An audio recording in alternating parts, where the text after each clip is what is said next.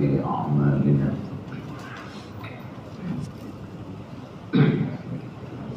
من يهده الله فلا مضل له ومن يضلل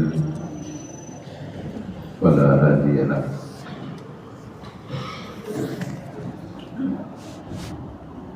أشهد أن لا إله إلا الله وحده لا شريك له وأن محمدا عبده ورسوله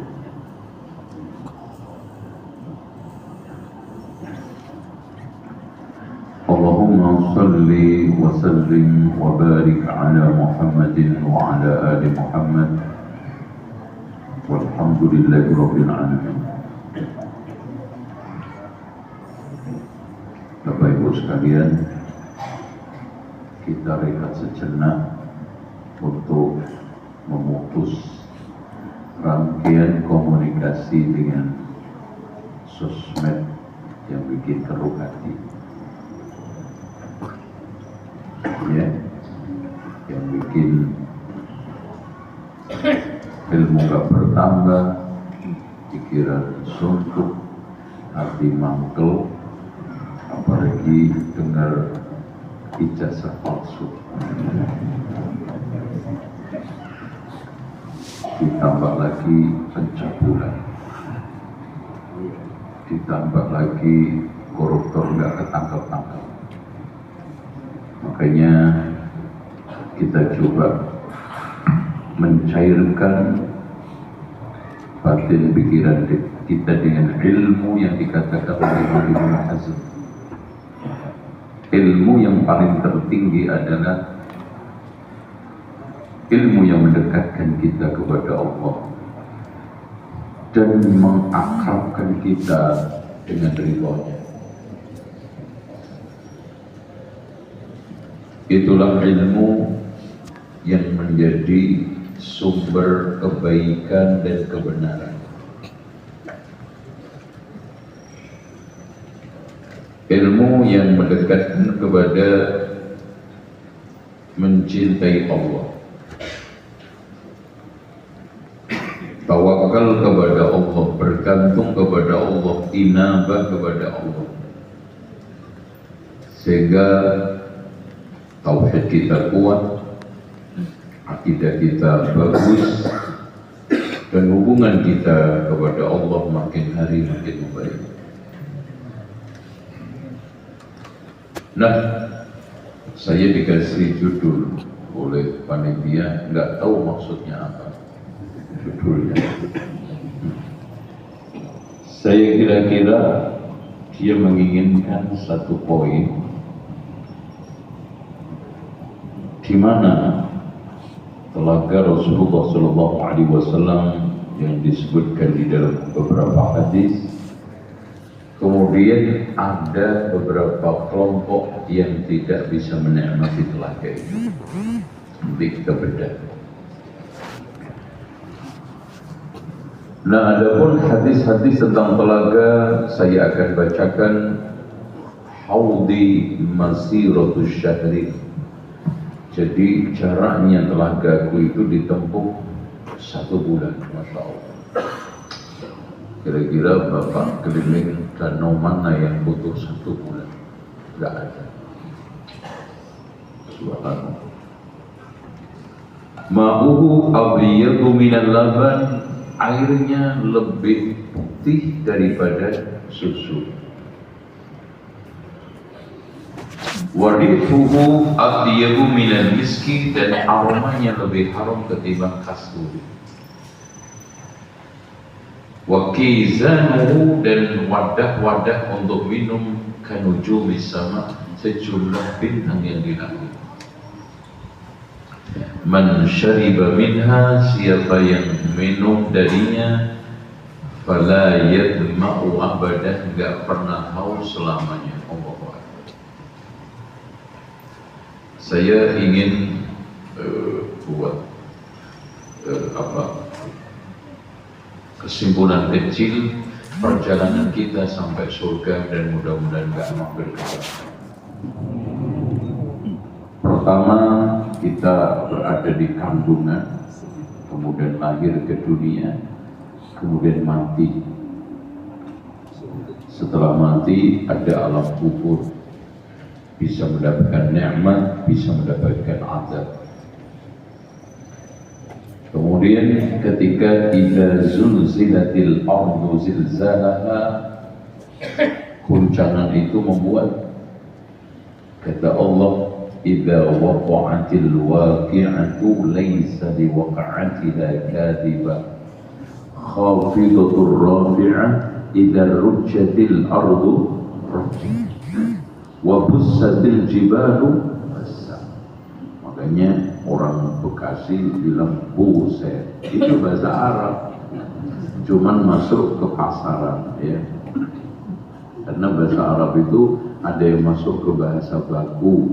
Contoh rila itu artinya asalnya riba, karena orang Jawa itu terutama dot itu berubah menjadi L. Contoh Ali Murtado jadi Ali Murtolo, Ramadan jadi Romlan, Ridho jadi rela.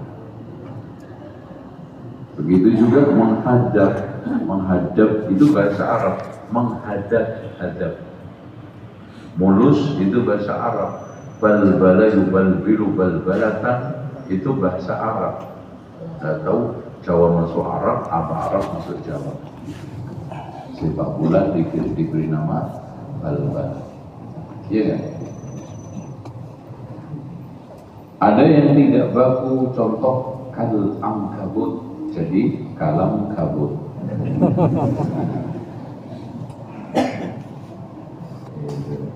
Buset. Terus apa lagi? Oke. Kemudian setelah rujat itu jebol dari tanah bumi, kemudian terbang. Fakanat habaan mumbatha. Ya, Masya Allah. Itulah yang dikatakan oleh Allah Subhanahu wa Ta'ala di dalam firman-Nya, idza syamsu kuwirat, kemudian matahari dilipat, wa idzan nujumu kadarat, rontok satu persatu bulan. Ya. Kemudian setelah itu idzas samaa'un fatarat wa idzal kawakibun tatharat wa idzal biharu fujirat. Kemudian setelah muncrat wa idzal biharu sujirat, menyala. Saking dahsyatnya guncangan itu bikin lautan kering sampai akhirnya terbakar. Wa idzal biharu sujirat. Sujirat itu juga masuk bahasa Indonesia, sigaret, kretek, kira-kira gitu. Sujirat dari kalimat sigaret. Kenapa dikatakan rokok itu sigaret, kretek? Karena ketika dinyalain bunyinya kretek-kretek. Enaknya kan di situ.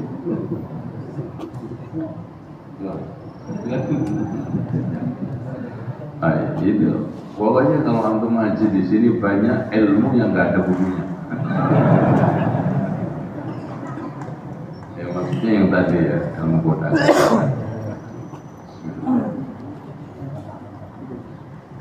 Nah, kemudian setelah itu idza sama'un syaqqat. Masya Allah. Idza sama'un syaqqat wa adzinat li rabbiha wa huqqat wa idzal ardu muddat wa alqat ma fiha wa takhallat. Makanya kata Rasulullah, siapa yang ingin melihat peristiwa kiamat seperti melihat dengan mata kepala, hendaknya baca 3 surat. Idzas sama'un, idzas syamsu kuwirat, idzas sama'un fatarat, idzas sama'un syaqqat. Ya. Kemudian setelah itu orang berada di mahsyar dalam keadaan telanjang, belum disunat, nggak pakai sandal. Manusia nafsi-nafsi, ada yang tenggelam di keringatnya sampai kaki, betis, sampai pinggang, ada yang tenggelam total. Akhirnya minta diputuskan kepada para nabi, datang ke Adam menolak, sampai Nabi Nuh, Nabi Ibrahim, Nabi Musa, Isa, akhirnya kepada Nabi Muhammad. Kemudian beliau sujud sallallahu alaihi wasallam. Allah katakan, ya Muhammad irfa' ra'sak, angkat kepala kamu, isfa' tu syafa', minta syafaat, kamu akan dikabulkan. Akhirnya berdasarkan syafaat Rasulullah diputus. Setelah itu manusia diajak bicara oleh Allah satu persatu. Kalau orang kafir dan fasik dipermalukan di depan orang-orang umum. Ini yud'auna ala ru'usil khalaik, dipanggil di depan umum. Adapun mukmin diberi penutup oleh Allah, kemudian ditanya hanya satu persatu. Makanya Rasulullah mengatakan, ma minkum min ahadin illa wa sayukallimuhu rabbuhu wa laysa bainahu wa bainahu turjuman. Tidaklah di antara kalian melainkan pasti akan diajak bicara oleh Allah satu persatu, antara dia dengan Allah tidak ada penterjemahnya. Makanya yang bahasa Prancis diladeni Allah Prancis, Portugal apalagi Purwokerto Tegal, insya Allah diladeni semua, nggak ada penterjemah. Pertanyaannya, ya fulan ata'ribu dzambaka, kamu ingat nggak dosa ini? Kamu ingat nggak dosa ini? Semua nggak ada yang ditolak. Na'am ya Allah. Hatta dhanna innahu qad halak, sampai dia menyangka pasti hancur. Allah katakan kepada sang mukmin, qad satartuha 'alaika fid dunya, dulu di dunia saya tutupi, wa aghfiru lakal yauma, sekarang saya ampuni. Enggak ada saat paling bahagia melainkan dikatakan itu roh kepada hamba. Kemudian setelah itu manusia dihisab oleh Allah. Makanya betul kata Umar, timbang-timbanglah dirimu sebelum nanti ditimbang amalmu di akhirat. Hisablah dirimu sekarang sebelum nanti dihisab Allah. Banyak ahli mengatakan sekarang hanya ada amal, tidak ada hisab. Nanti hanya ada hisab, tidak ada amal.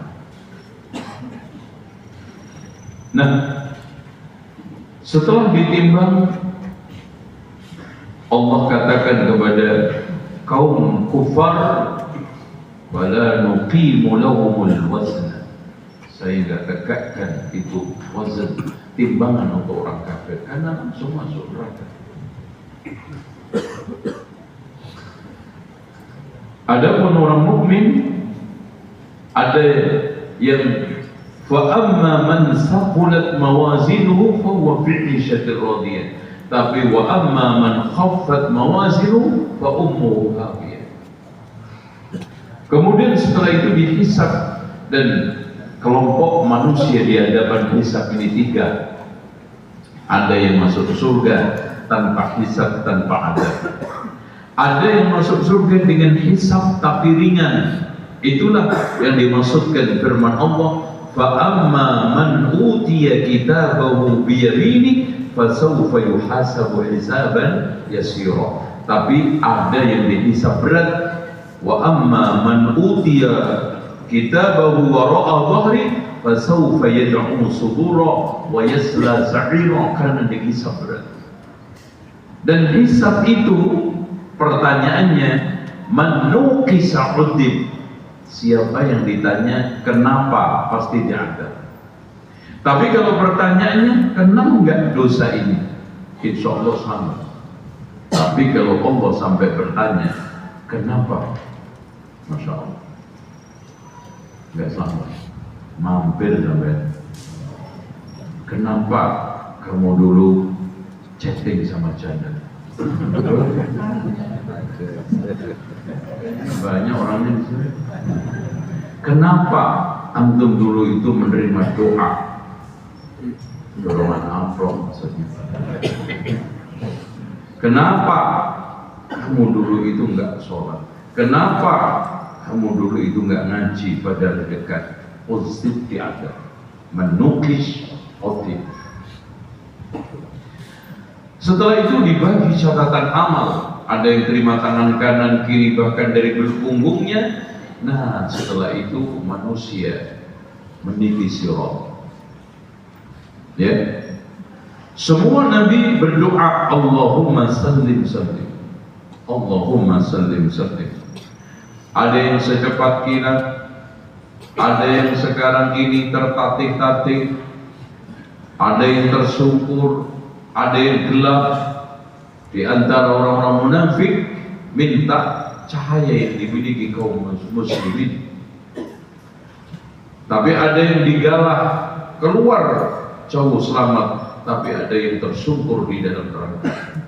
Setelah itu lolos sirat dan di situ minum telaga. Makanya para ulama berbeda pendapat, telaga ini sebelum sirat atau setelah sirat. Yang sahih setelah sirat, karena sudah susah payah dari berbagai macam rangkaian rintangan. Dari mulai mahsyar diajak bicara oleh Allah, coba yauma yaqumun nasu li rabbil alamin, semua dijalani dengan berdiri. Capek, lelah, haus, minum. Masya Allah. Taridu alayya, tapi di antara taridu alayya ummatil haud, ada di antara umatku yang melewati telaga.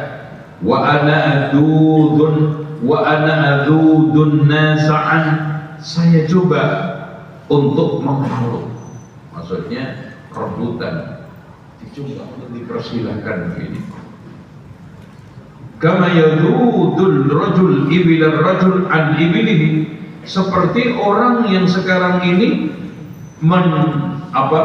menahan ontanya dari onta orang lain supaya nggak kalah, supaya bisa masuk, supaya bisa minum. Qalu ya Nabi Allah ata'rifuna, ketika itu memang engkau mengenali kami ya Rasulullah, sekian miliar orang dari masa ke masa, dari generasi ke generasi. Qala na'am lakum siyaman, kalian punya ciri, punya simbol, punya tanda li ahadin ghairakum, yang tidak dimiliki selain umat Nabi Muhammad. Tariduna alayya ghurran muhajjalin, kalian melewati saya dalam keadaan bersinar, wajahnya putih, tangan kakinya putih. Min asaril wudu, dari bekas wudu. Makanya yang enggak wudu gelap. Yang enggak wudu apa? Yang enggak wudu gimana Mas? Gelap gulita, enggak ada sama sekali tegur sapa Rasulullah. Makanya wudu itu penting. Dan kata Rasulullah, la yuhafidhu 'ala al-wudu illa mu'minun, tidak ada yang bisa menjaga wudu kecuali mukmin. Itu. Ya, karena apa? Salat. Wala yasuddanna anni ta'ifatan minkum, ada sekelompok kalian yang dihalangi, fala yasiruna, tidak sampai ke telaga itu. Fa aqulu ya Allah, haulai min ashabi. Masyaallah. Coba bayangkan Pak, dari sini menjadi peringatan berat buat kita. Ada sahabat Nabi dipanggil-panggil tapi terhalangi, apalagi kita. Kenapa? Fayujibunani malam fayaqul wa hal tadri ma ahdasu ba'dak, apakah kamu ngerti apa yang diperbuat setelah kamu meninggal dunia? Apa ahdasu? Membuat penyimpangan. Coba bayangkan penyimpangan sahabat apa Pak? Dibandingkan zaman kita sekarang, Masya Allah. Makanya Rasulullah mengatakan dalam hadis riwayat lain, inni lakum faratun 'alal haud. Saya adalah orang yang pertama kali sampai ke telaga. Fa iyya la yatiyanna ahadukum fayadubu anni kama yadubul ba'iru dhal. Waspadalah, janganlah sampai di antara kalian datang tapi diusir seperti diusirnya unta atau disingkirkan unta yang tersesat. Ini bukan milik saya, udah jangan dibawa ke sini. Wa aqulu fi ma hadza fa yuqal innaka la tadri ma ahdatsu ba'da. Kamu tidak tahu apa yang diperbuat mereka setelah kamu meninggal dunia. Wa aqulu, akhirnya Rasulullah katakan suqqan bu'dan, silahkan menjauh, jangan ke sini. Baina Rasulullah sallallahu alaihi wasallam data yaumin baina adhurina. Ketika Rasulullah SAW berada di tengah kita, ughfiya ilfa'an, tiba-tiba pingsan karena kondisi sedang menerima wahyu. Rasulullah itu kalau menerima wahyu itu enggak ringan, bahkan kadang-kadang sampai saking beratnya di musim yang sangat dingin sekali keringatnya Rasulullah bercucuran. Dan yang paling berat kata Rasulullah ketika dengar seperti suara dentuman, gitu ya. Summa rafa'a ra'sahu mutabassiman, kemudian ketika Rasulullah sadar senyum. Faqulna ma adhakaka ya Rasulullah, apa yang bikin kau tertawa tersenyum ya Rasulullah? Qala unzilat alayya alifan suratun, tadi baru saja turun kepadaku satu surat. Faqara'a bismillahirrahmanirrahim. Dari riwayat ini Pak, di antara para ulama memberi atau berpendapat bismillah itu bagian daripada surat. Ya Rasulullah katakan bismillah. Walaupun di antara para ulama mengatakan Bismillahirrahmanirrahim hanya pemisah, gitu ya. Inna a'tainakal kautsar fasholli li rabbika wanhar inna syani'aka huwal abtar. Inna, sesungguhnya kami, a'tainaka berarti iqta, memberi karunia. Al-Kautsar yaitu telaga yang banyak kebaikannya. Khairun katsir, itu Kautsar. Fasolli, makanya untuk mendapatkan Kautsar itu Fasolli. Tertib sholat minimal anjum satu hari jangan lepas 40 rakaat. 17 wajib, 12 rawatib, 11 tahajud. Berapa? Bisa ngitung kan? 40. Pokoknya kalimat huruf 4 itu indah. Makanya istri itu 4. Kok nyampe soal? Summa qala atadruna mal kautsar, apa yang dimaksudkan al-kautsar? Faqulna Allahu wa rasuluhu a'lam. Qala fa innaha nahrun, sungai telaga. Coba kira-kira gimana? Apakah bertentangan? Tidak. Wa'adanihi Rabbi azza wa jalla, yang Allah janjikan kepadaku, alaihi khairun katsir, di dalamnya mengandung kebaikan yang sangat banyak. Huwa haudun, dialah telaga, sungai yang sumbernya dari Firdaus mengalir, terakhirnya haud, telaga.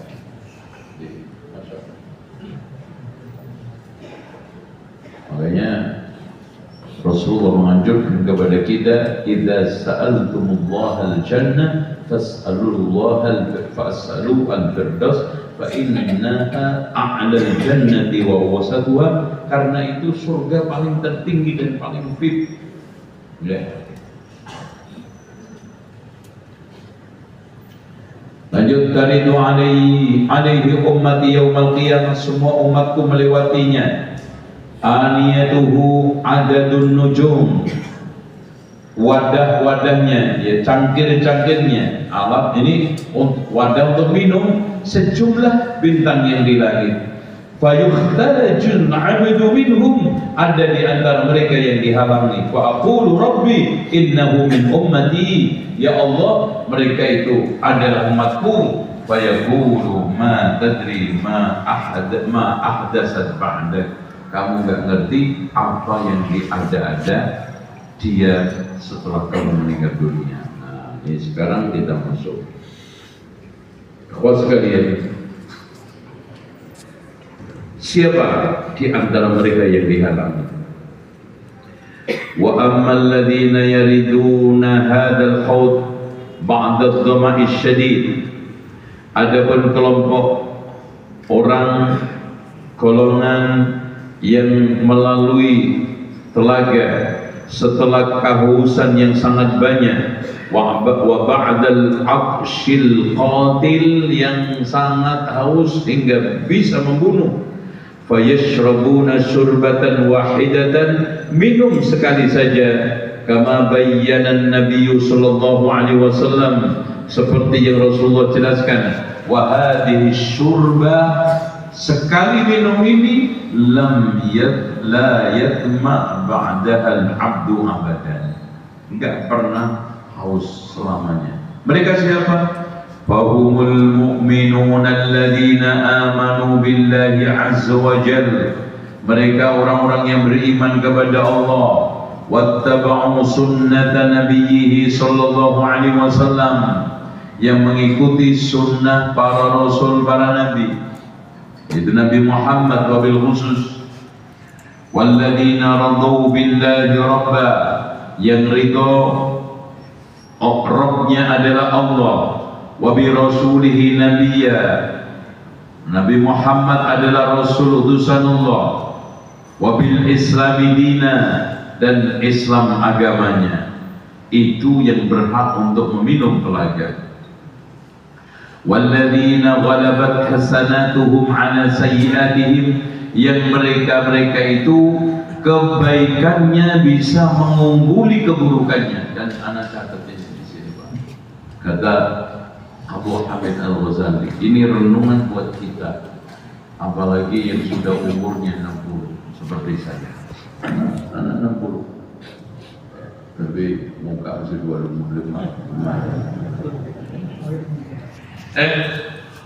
Kata Abu Hamid Al-Ghazali, siapa yang umurnya sampai 40, kebaikannya nggak bisa mengungguli keburukannya, hendaknya menempatkan dirinya di neraka.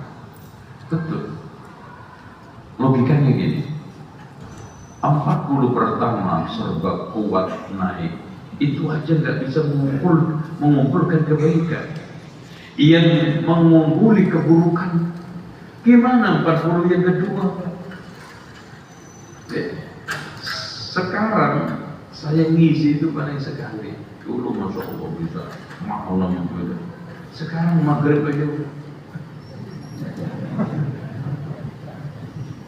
mau tahajud, kalau nggak biasa repot, kena angin deket, kena air gemeter, haji jauh dikit masuk angin. Apa yang antum harapkan dengan umur 40 yang kedua? Makanya orang ketika umur 40 pertama itu disuruh oleh Allah berdoa, Rabbi auzi'ni an ashkura ni'mataka allati an'amta 'alayya wa 'ala walidayya wa an a'mala salihan tarda wa aslih li fi dhurriyyati inni tubtu. Nah, ini tobat. Kapan itu? Udah 50, 60 lagi, 70. Zaman jemaah masih belum bisa tertib, kapan? Baca Quran nggak bisa tertib, kapan? Andelin kapan? Allah menciptakan hari dalam satu bulan berapa hari, Pak? 30. Allah menurunkan Al-Quran berapa juz? Berapa juz? Berarti satu hari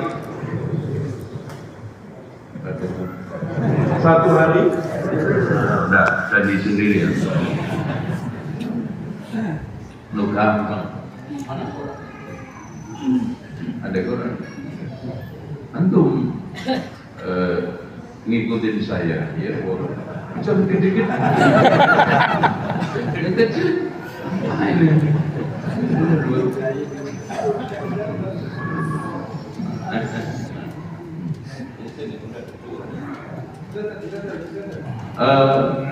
Ini kan satu juz itu kan rata-rata 10 lembar. Coba kalau antum satu rakaat 1 lembar selesai, satu tahajud 1 juz, gampang. Ya, ya bangun jam 3 lah itu. Kalau jam 3 itu rata-rata 2 sampai 3 saja, 2,5. Ya nyantainya itu 1,5. Itu antum dapat 1,5 juz. Dan kata Imam Ahmad, siapa yang bisa membaca Al-Quran setiap 7 hari nggak mungkin lupa. Dan Allah mengatakan khairukum, Rasulullah menegaskan khairukum man ta'allama al-Quran wa 'allama. Dan bahkan kata Al-Hafidh itu termasuk nasihat kepada kita bahwa karena dinun nasihat liman ya Rasulullah lillahi wa li kitabihi apa ta'allumuhu wa ta'limuhu. Itu aku ngapain lagi, nggak bisa hafal. Makanya ini disebut Quran untuk bacaan. Gitu, paham? Makanya bacaan yang nampak menonjol sehingga fajar itu dikatakan inna Qur'an al-fajri masyhur, harusnya menonjol dalam hidup antum. Ya, sanggup ya? Kamu ngototin gue mana? Salah apa gue? Oke? Bismillah. Insya Allahnya kiai apa santri? Oke. Masya Allah ya. Dan ittiba dan ikhlas itu syarat di dalam penerimaan agama. Makanya Sahib Yasin yang disiksa, diinjak-injak sekarat sampai keluar tuburnya, kemudian dimasukkan ke sumur, dia mengatakan apa? وَجَاءَ مِنْ أَقْصَى الْمَدِينَةِ رَجُلٌ يَسْعَى قَالَ يَا قَوْمِ اتَّبِعُوا الْمُرْسَلِينَ اتَّبِعُوا مَنْ لَا يَسْأَلُكُمْ أَجْرًا وَهُمْ مُهْتَدُونَ. اتَّبِعُوا مَنْ لَا يَسْأَلُكُمْ أَجْرًا, ikhlas, وَهُمْ مُهْتَدُونَ, benar, ikhlas, benar. Insya Allah masuk bisa minum telaga gitu. Walladzina qaddamu qawla Rasulillah ala qawli ahadin, mereka itulah yang mendahulukan ucapan Allah daripada ucapan yang lain. Ya ayyuhalladzina amanu la tuqaddimu baina yadayillahi wa rasulih. Wahai orang yang beriman, jangan kamu bersikap lancang dahului Allah Rasulnya gitu. Nah, sekarang kan manusia itu apalagi mentang-mentang punya profesor, punya jabatan, punya titel. Menurut sayanya itu nggak mempertimbangkan kalau Allah kalau Rasul bablas. Sementara kata Imam Malik, kullun yukhadhu wa yutraku min qawlihi illa sahibu hadzal qabr, masing-masing orang bisa diambil ditolak pendapatnya kecuali yang punya kuburan ini, yaitu Rasulullah SAW. Lanjut. Tidak ada. Walladzina qaddamu kitabullah ala kitabin ayyi hal. Mereka yang mendahulukan kitabullah di atas seluruh kitab.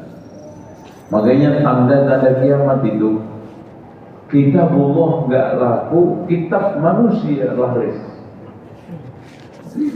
Akan dikasih Quran aja Pak, enggak diterima.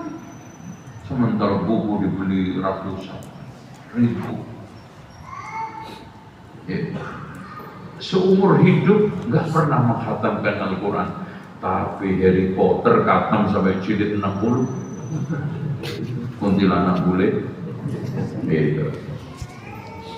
Wa kaifa ya'rifuhum Rasulullah sallallahu alaihi wasallam wal umam mutasya''ibatun wan nasu kathur min ladun Adam alaihi salam wa ila akhiril khalifah khasatan qad qala Rasulullah wa inni la'adudun nasa an hawdi yadfa'un nasa an hawdihi sallallahu alaihi wasallam fa aqulu qad su'ila sallallahu alaihi wasallam hadha su'al min Abi Hurairah وارضاه واجاب اجابه وافيه قال تبعثون يوم القيامه غرا محجلين.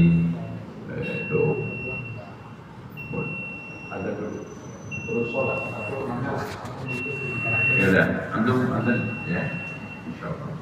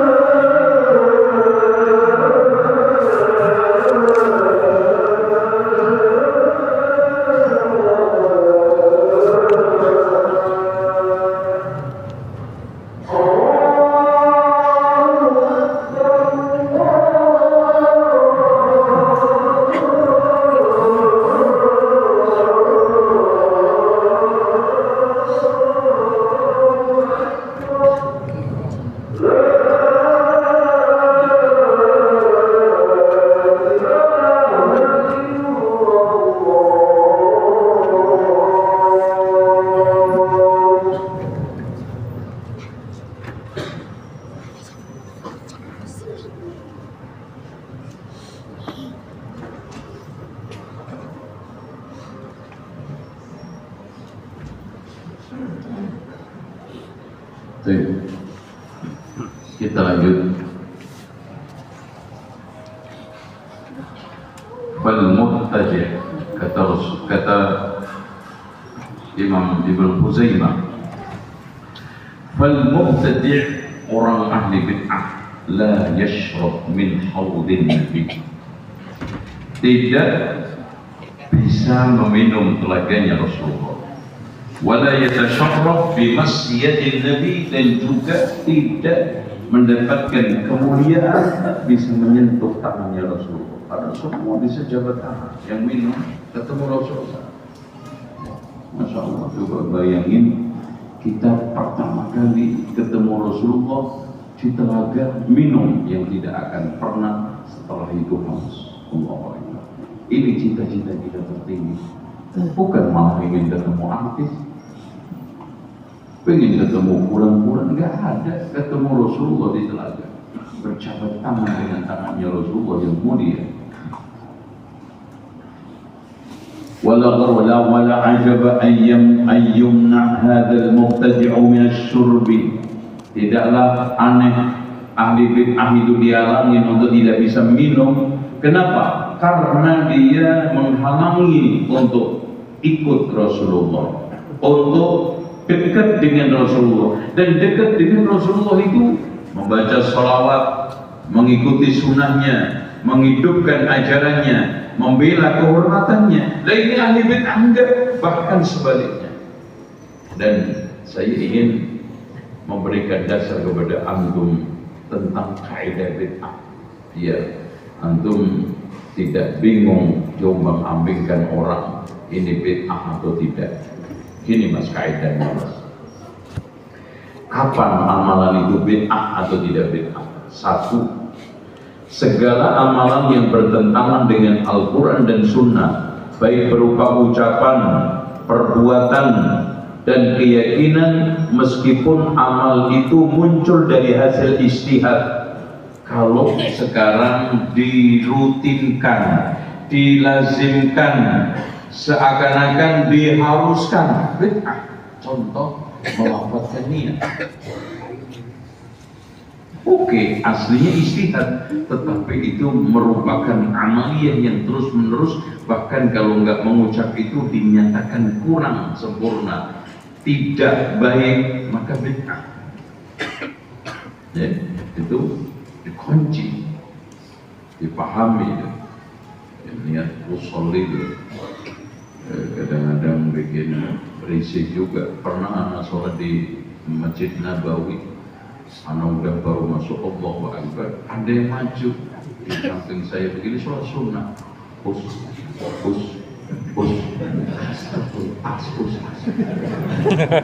sayang saya nggak bisa nengok. Ini kalau belum sholat tak ngapain Pak Aspus manggil istri aku suatu hasanah. Jadi padahal Pak Abu Hamid Al-Ghazali kurang apa ya? Abu Hamid Al-Ghazali Asy-Syafi'i, bahkan ulamanya Syawafi' mengatakan di dalam kitab Al-Wajiz, an-niyatu fil qalbi la fil lisan, enggak di lisan, di hati. An-niyah mahalluhal qalb. Antara orang itu mengucapkan Allahu Akbar, sebelum A enggak sah, setelah Bar juga enggak sah. Allahu Akbar. Makanya coba kalau antum mengucap Allahu Akbar, mengucap niat, bisa enggak mulut cuma satu? Enggak bisa. Jadi segala amalan yang bertentangan dengan Al-Quran dan Sunnah, baik berupa ucapan, yaitu tadi usolli, perbuatan seperti sujud 3 kali, umpamanya sujud 2 kali, atau ada orang yang ibadah cuma sujud tok, perbuatan nggak ada Pak. Ibadah itu cuma sujud, kecuali sujud sahwi, sujud syukur, sujud tilawah. Selain itu Semua kalimat sujud di dalam Al-Quran dan Sunnah maknanya adalah sholat. Wasjud waqtarib, bermana sholli. Makanya ketika Rabi'ah bin Ka'ab al-Aslami datang kepada Rasulullah untuk main, nengok-nengok karena bekas kudanya, mau pulang, wahai Rabi'ah, kamu mau dibekali apa? Enggak ya Rasulullah, saya cuma minta aku bisa menemani engkau di surga. Apa ada yang lain? Enggak ya Rasulullah, itu aja. Ini bulat orang. Akhirnya Rasulullah apa? A'inni ala kathri, a'inni ala nafsika bi kathrati sujud, bantu aku untuk merealisasikan itu dengan memperbanyak sujud. Apa? Sholat sunnah mutlak. Itu. Kadang-kadang ada orang yang sholat, salam, sujud. Apa sujud? Sujud itu ibadah sujud tok, nggak ada kecuali sujud sahwi, sujud tilawah, sujud syukur. Selain itu nggak ada. Perbuatan, keyakinan, seperti orang meyakini Quran itu makhluk, menyelisih Al-Quran dan Sunnah. Itu. Dua, segala amalan yang diyakini sebagai bentuk takarruf kepada Allah, ternyata Rasulullah melarangnya, seperti tabarruk kepada penghuni kuburan. Karena Rasulullah melarang, kok malah dilakukan. Tabarruk itu apa Pak? Meyakini sesuatu itu sebagai sumber berkah. Mungkin enggak kita meyakini sesuatu sebagai sumber berkah yang tidak dinyatakan oleh Rasulullah? Tidak dinyatakan oleh Allah, nggak boleh. Dan seandainya itu benda, itu barang, itu makhluk dinyatakan berkah, cara tabaruknya juga harus pakai dalil. Contoh, masjid ini berkah, cara tabaruknya apa? Gunakan sholat i'tikaf. Ka'bah itu berkah, cara tabaruknya apa? Tawaf. Quran ini berkah, cara tabaruknya apa? Dibaca, direnungkan, diimani, diamalkan, bukan dicemci atau digantungin di depan.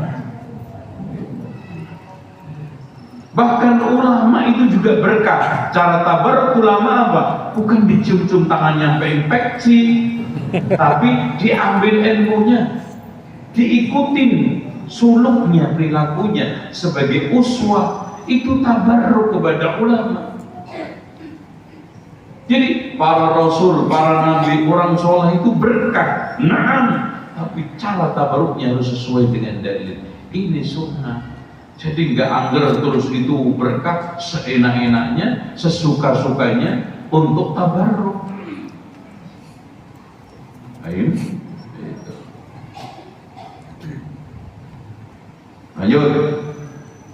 Lanjut nggak? Atau berani nggak ngaji kayak begini? Segala sesuatu yang tidak mungkin disyariatkan kecuali dengan dasar nas agama atau wahyu, dan terbukti tidak ada nas agama yang menganjurkan, maka hal itu adalah bid'ah. Itu contoh banyak sekali. Segala sesuatu yang tidak mungkin disyariatkan kecuali dengan nas agama. Sholat 5 waktu, nggak mungkin 6. Tawaf 7, nggak mungkin 9. Sa'i 7, itu nggak mungkin. Anda bisa tambahin seenaknya, kecuali amalan tersebut diamalkan secara berulang kali oleh seorang sahabat seperti tidak ada, dan tidak ada yang melarangnya. Oke. Segala sesuatu yang tidak mungkin disyariatkan kecuali dengan nas. Tidak ada nas, tapi itu dibiasakan, dirutinkan oleh sahabat, dan nggak ada satupun yang menentang, maka menjadi sunnah. Karena Rasulullah mengatakan, alaikum bisunnati wa sunnatil khulafa'ir rasyidin. Di antaranya adzan kedua, di antaranya sholat tarawih 23 kumpul di masjid, di antaranya sahabat-sahabat melakukan berbagai macam istihad perang. Ya. B. Sementara tidak ada seorang pun dari mereka mengingkarinya. Tuh. Contoh, Abu Bakar mengusulkan kepada Umar untuk membukukan mushaf. Di zaman Utsman juga dibukukan mushaf. Secara nas nggak ada, tapi dilakukan sahabat. Kemudian tidak ada seorang pun yang mengingkarinya, maka hal tersebut adalah sunnah. Segala bentuk ibadah yang meniru adat istiadat. Dan gini Pak, ada sebagian orang yang mencoba untuk melemahkan sahabat. Padahal ketika kita lemahkan, Anda telah ragu keberhasilan Rasulullah mendidik muridnya. Itu secara implisit kan itu maksudnya orang yang menghina sahabat. Makanya Rasulullah melindungi sahabat, la tasubbu ashabi, jangan kamu mencaci maki sahabatku. Wallahi demi Allah, lau anna ahadakum anfaqa misla Uhudin dhahaban ma balagha mudda ahadihim aw nisfahu. Andaikan di antara kalian infak segede gunung Uhud berupa emas, tidak akan menyamai satu mudnya sahabat. Kenapa? Karena satu mud dibarengi dengan ketakwaan, keimanan, kesolehan, dan kebaikan yang sangat melimpah dan kuat. Makanya Allah tidak menerima daging darah, tapi takwa. Gitu. Makanya jangan ikut-ikutan seperti orang Syiah mencaci maki sahabat. Bahkan dia mengatakan sepeninggal Rasulullah hampir semua sahabat itu murtad kecuali 4. Salman, Miqdad, Abu Dar, sama kalau Ali jelas, Husain jelas, Fatimah jelas, nggak usah dimasukin. Bahkan mereka ketika menafsirkan yang firman Allah marajal bahraini, yang dimaksudkan Ali Fatimah yaltaqiyan bainahuma barzakhun la yabghiyan, yaitu siapa? Hasan Husain, bainahuma Hasan Husain. Gitu. Pokoknya kalau kita membaca tafsir mereka ajaib. Makanya Pak, dari situ terutama Rafidhah ditegaskan oleh para ulama lebih busuk daripada Yahudi Nasrani. Kenapa? Coba antum tanya sama orang Yahudi, umat terbaikmu itu siapa? Pasti mereka jawab, muridnya Nabi Musa. Antum tanya sama orang Kristen, umat terbaik di kalangan kamu siapa? Pasti mereka jawab, muridnya Nabi Isa. How are you? Coba tanya sama orang Syiah, muridnya Rasulullah gimana? Itu Pak, Masya Allah. Nasallahu alaihi ya, kalau ada orang memuji. Dan fitnah perang Belu ini, banyak orang yang kagum tapi kosong, mendukung tapi tidak tahu, tertipu dengan opini, dan akhirnya apa? Tersesat di jalan kesesatan. Segala bentuk ibadah yang meniru adat istiadat orang-orang kafir seperti maulid Nabi. Pak, maulid itu terjemahannya apa? Indonesianya ulang tahun. Masa iya sih Rasulullah ulang tahun itu? Sampai bikin titik nih. Happy birthday to you, happy birthday to you. Rawahul Bukhari. Maulid itu kan ulang tahun. Masa iya sih Rasulullah? Makanya mengadop. Karena di Kristen ada hari lahir Isa, masa nggak ada lahir Muhammad? Kalau di Kristen ada turun Nabi Isa, masa nggak ada turun Nabi Muhammad? Akhirnya dicari-cari nuzulul Quran. Kalau di Kristen ada kenaikan Isa, masa Rasulullah nggak naik-naik? Cari Isra Mi'raj. Udah. Itu. Bahkan sholat di kuburan, sholat kafaratul lima fatar, banyak kebid'ahan. Dan Masya Allah Pak, betul yang dikatakan Maimun ibnu Mahram,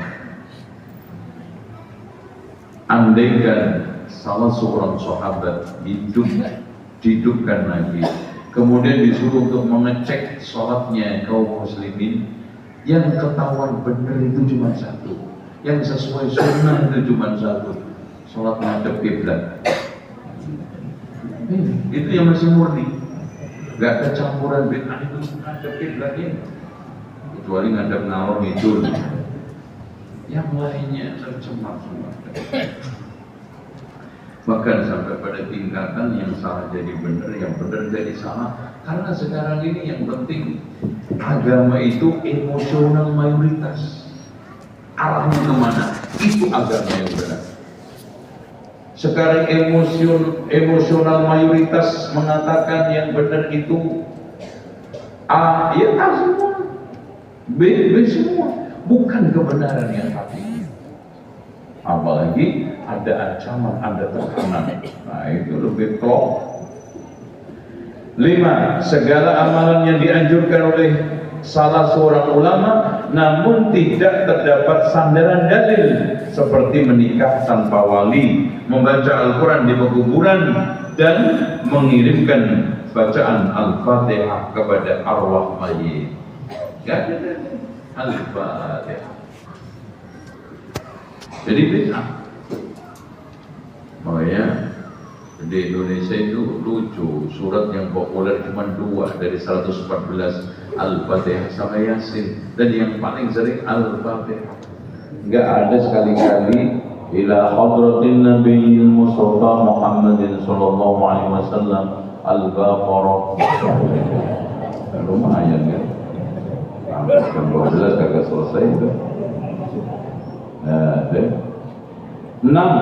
Segala tata cara ibadah yang diambil dari hadis dhaif dan palsu itu pasti menimbulkan bid'ah. Makanya Syekh Albani menjelaskan di antara faktor tersebarnya bid'ah adalah penyebaran hadis dhaif dan palsu. Contoh qunut subuh, kan hadisnya dhaif, lemah. Yang sahih qunut witir, yang sahih qunut nazilah. Qunut subuh nggak ada. Terus apa lagi? Tabarruk di kuburan, mentalkin mayit, itu sama, nggak ada. 7. Berlebihan dalam beragama seperti sikap umat Nabi Nuh kepada orang-orang soleh. Nah ini hulu tadi, hulunya orang tasawuf, sehingga apa? Apa saja yang dikatakan oleh gurunya pasti benar. Iya. Sampai ngomong kayak orang kesurupan diikuti. Sujud. Bahasa apa? Semut, bahasa gajah, bahasa gendeng. Diikuti. Kenapa? Asik. Makanya Pak, tidak ada yang bisa menyelamatkan umat ini kecuali ahli sunnah wal jamaah, karena mengajak orang fanatis kepada dalil, bukan sosok. Makanya prinsip ikutilah orang karena dia benar, jangan mengikuti kebenaran karena orang. Ikuti, kenali kebenaran, kamu akan kenal siapa yang benar. Itu. Nah yang ke-8, segala amaliyah ibadah yang mutlak, kemudian dalam pelaksanaannya dimuqayyad, ditakyid, dibatasi. Contoh zikir mutlak, baca sholawat berapa aja, dibatasi tanpa dalil, jadi bid'ah. Makanya ada suatu kaidah, melazimkan sesuatu yang tidak lazim itu adalah sumber kesesatan di dalam beragama. Makanya Imam Asy-Syafi'i menegaskan, man istahsana faqad syar'a, barang siapa yang menganggap baik sesuatu maka dia telah membuat syariat. Karena itu tadi Pak, yang umum-umum, contoh sekarang antum baca Quran, udah baca aja. Soal nanti kemampuannya sekian-sekian, udah. Kalau sudah mulai melazimkan baiknya, nah itu yang mutlak, yang sekarang ini umum, jangan dibatasi tanpa dalil. Jangan sekarang ini ditakyid tanpa dalil. Ketika kita batasi, kita khususkan tanpa dalil, maka disitulah sumber munculnya ajaran agama baru. Contoh Pak, setelah sholat antum berdoa, sholat wajib boleh, tapi kalau antum lazimkan itu beda soal, karena Rasulullah tidak pernah mengajarkan. Antum habis sholat jabat tangan ketemu orang boleh nggak? Boleh. Tapi setiap sholat habis sholat jabat, melazimkan sesuatu yang tidak lazim, mengharuskan sesuatu yang tidak harus, mengkhususkan yang umum, membatasi yang mutlak, jadi bid'ah. Contoh, sholat berjamaah sunnah itu hanya 4. Sholat sunnah yang boleh dilakukan jamaah, bukan hanya boleh, dianjurkan berjamaah cuma 4. Nambah 1 jadi bid'ah kalau antum lazimkan. Idul Fitri, Idul Adha, istisqa, gerhana, sama tarawih, udah. Itu yang dianjurkan berjamaah. Selain itu bebas. Ketika antum khususkan jamaah apa? Duha, rutin setiap hari, rutin setiap seminggu sekali, berarti antum membatasi yang mutlak, jadi bid'ah. Itu Pak. Nah, ini hal-hal yang seperti ini orang kadang-kadang tidak mau tahu. Orang yang penting baik, baca Quran kok dilarang-larang, nah gitu. Mau di kuburan, mau di atap rumah, terserah saya. Dia repot mas, tentang agama. Katanya ditegur Pak, jangan baca Quran di kuburan. Ya terserah saya. Mau baca Quran di atap rumah, di atas gunung, di kuburan, mana larangannya? Coba, dilarang nggak? Ya kalau gitu gue balik juga, mana yang nyuruh? Ada ngomongnya, kalau ada larangannya mana? Kalau ada perintahnya mana? Juga, ayolah. Kalau tahlilan itu dilarang, mana dalilnya? Ini dibalik. Kalau ada dalil nyuruh, mana dalil? Nggak ada kan? Nyuruh kalian? Nggak ada. Ya jangan gitu. Karena aslinya ibadah itu ada dalil yang memerintahkan atau ada larangan yang melarang. Kalau enggak, tawakkul gitu loh Pak. Kecuali masalah kaitannya dengan dunia, ibadah. Jadi kalau ada orang yang mengatakan kalau maulid Nabi itu dilarang, mana dalilnya? Balikin. Kalau ada dalil yang menyuruh, mana dalilnya yang nyuruh? Ada? Beda. Wa aqimus sholata wa atuz zakat. Jelas Pak. Ya ayyuhalladzina amanu kutiba alaikumus syiyam, jelas. Wa atimmul hajja wal umrata lillah, jelas. Haji semua jelas. Quran hadisnya cetok. Perintah syahadat, sholat, zakat, puasa, haji, rukun iman, semuanya jelas. Kenapa tiba-tiba ini tidak jelas? Ketika ditanya mana dalilnya, itu pernah ada kitab judulnya mana dalilnya, gitu. Kalau ini dilarang mana dalilnya, ini dilarang mana? Ya kalau ini diperintah mana dalilnya? Kalau tahlilan diperintah mana dalilnya? Kalau maulid diperintah mana dalilnya? Balikin, nggak bakal nemu sampai brondol ini botak nggak nemu.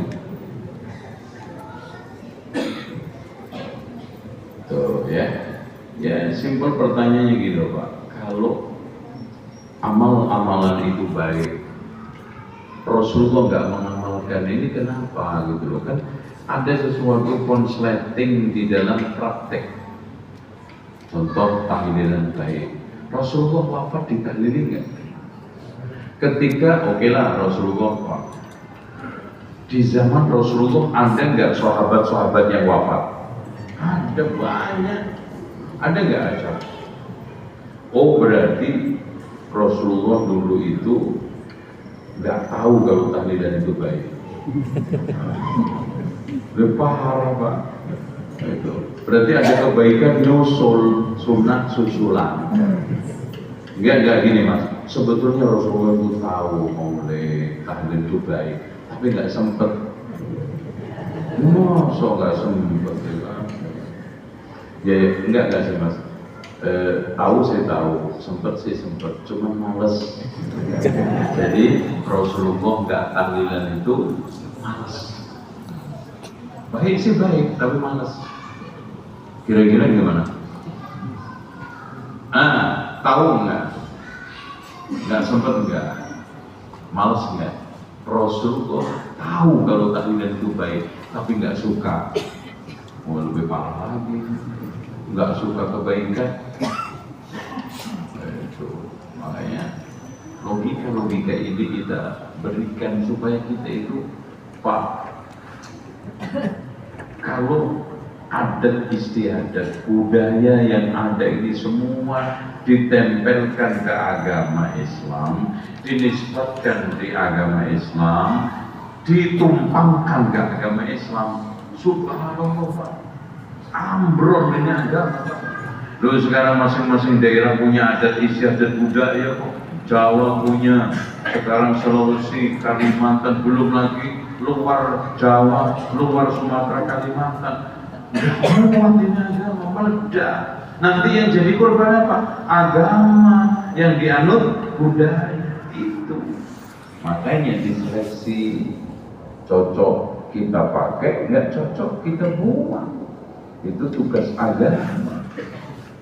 Ya, saya kira itu karena nggak ada pertanyaan maka nggak perlu dijawab.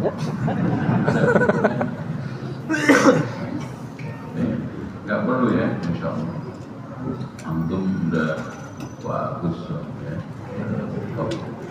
Ini menggarami air laut sebenarnya.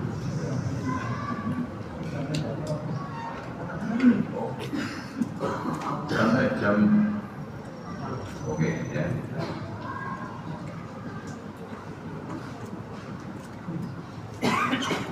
Masya Allah, ini tulisannya jelek banget. Ya, agak bagus apa? Ana seorang ikhwan yang ingin menikah. Ana sudah punya calon, akan tetapi calon Ana terikat akad kampus yang sudah ia tanda tangani untuk bersedia tidak menikah sampai lulus kuliah. Tetapi Ana dan akhwat sudah ingin mensegerakan nikah. Calon Ana sekarang semester B, apakah boleh Ana nikah dengan calon Ana tanpa pengetahuan pihak kampus? Karena Ana sangat khawatir akan terjadi fitnah. Kan biasanya ada pembatalan kontrak. Ya, pembatalan kontrak ya, dan kontrak itu masuk ke dalam al-muslimuna ala syurutihim. Orang Islam itu tergantung MOU, kesepakatan yang ditekan.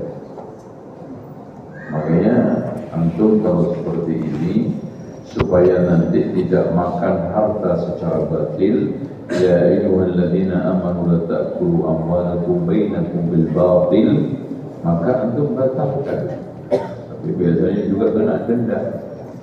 Itu konsekuensinya. Jangan kucing-kucingan, enggak sepengetahuan supaya lulus dan menikmati hasil beasiswa itu enggak halal ya.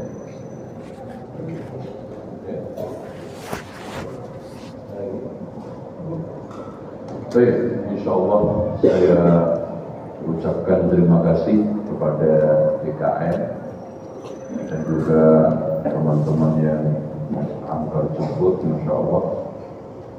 dan juga Bapak Ibu sekalian yang hadir pada kesempatan ini. Dan insya Allah nanti kita akan rutin setiap Sabtu pertama, insya Allah pekan pertama ba'da asar, mengkaji masalah-masalah pendidikan anak, masalah rumah tangga, masalah akhlak-akhlak perilaku yang merusak hubungan antar pelaku, suami istri, anak, bahkan tetangga, saudara, famili. Insya Allah secara rutin biidznillah. Demikian kita akhiri dengan doa kafaratul majlis. Subhanakallahumma wa bihamdika asyhadu an la ilaha illa anta astaghfiruka wa atubu ilaik. Wassallallahu ala Muhammadin wa ala alihi